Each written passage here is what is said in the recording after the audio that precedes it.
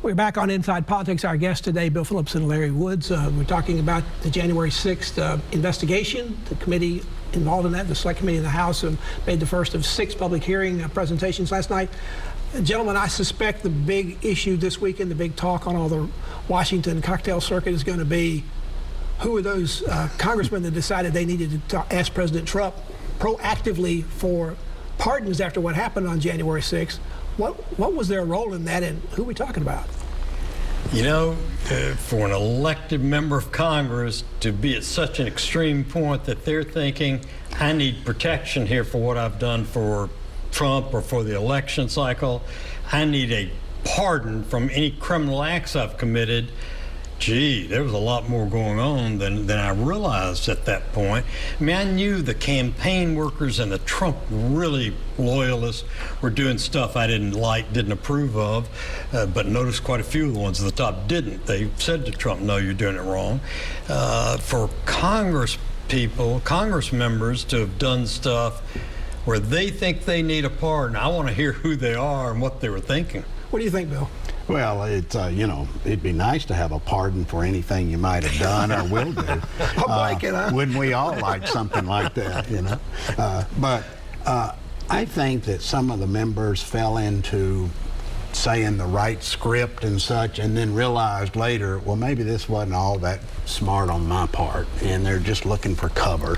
One other bombshell that came out of the hearing last night was not actual testimony, but comments made by the committee members that President Trump, on the day of the event, looking in television coverage, said, well, maybe the people down there are right about talking about Mike Pence being hung, that maybe that would be, hanging Mike Pence was a good idea. Gee, Larry, that's much stronger than anybody's ever talked about. That's some more meat that's got to be put on those bones. Right. That's for the President of the United States, for any high-ranking public official to say, yeah, maybe those people saying we ought to kill somebody, maybe they've got the right idea. I mean, that's not just outrageous, it's just beyond the pale of any politics. I mean, Richard Nixon never went out to kill anybody. He just wanted to win the election, get money, gain power.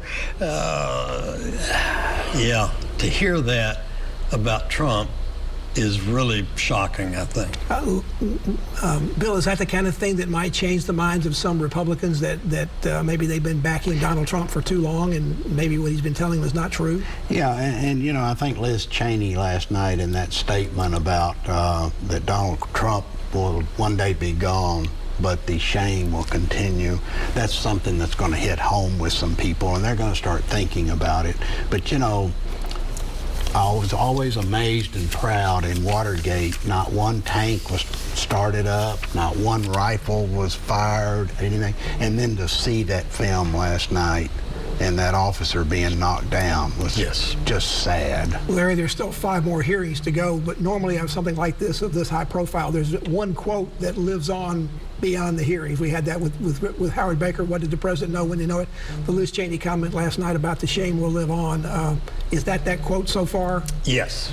Now, we've got more hearings to go, as you pointed out, but yes, the Liz Cheney statement was the kind of high moral, good policy, good government that we expect from our national leaders of both parties.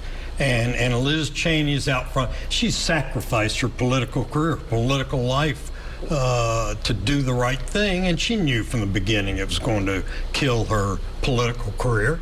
And she's done it anyway because she knows it's the right thing to do. That's impressive. People are going to remember what she Bill, said. I guess to invoke another president in a profile and courage, Liz Cheney knows she's in trouble. She's probably going to lose her election for re-election in the primary in August. There was a lot of, and here she is, the daughter of a former very conservative vice president, very well liked throughout the Republican Party. Not liked in the Democratic Party, but that's kind of what Republicans like sometimes, right? So here she was putting herself in a real profile and courage.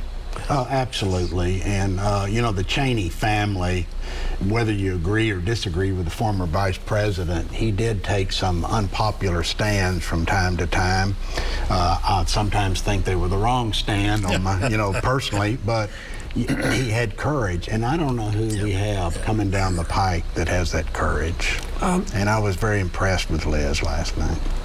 Larry, the former president last night was basically saying it's all a bunch of lies, as the Fox News people were saying.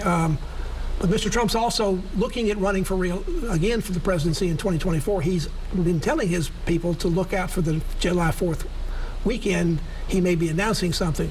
I guess in some ways the Democrats kind of want Donald Trump to run because the Democrats run best against Donald Trump. Yes. Best thing that could happen to my Democrats would be for Mr. Trump to actually run in 2024.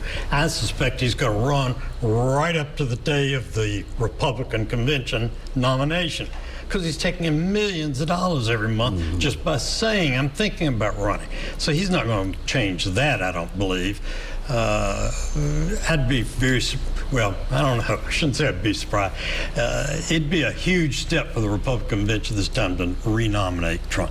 Larry Woods, thank you for joining us. Bill Phillips, the same. I'm sure we'll have you guys talk about this again because I suspect this has opened a political can of worms that will continue to develop and mutate and whatever you want to call about it as we go forward. Thank you so much. Thank you. Thank you.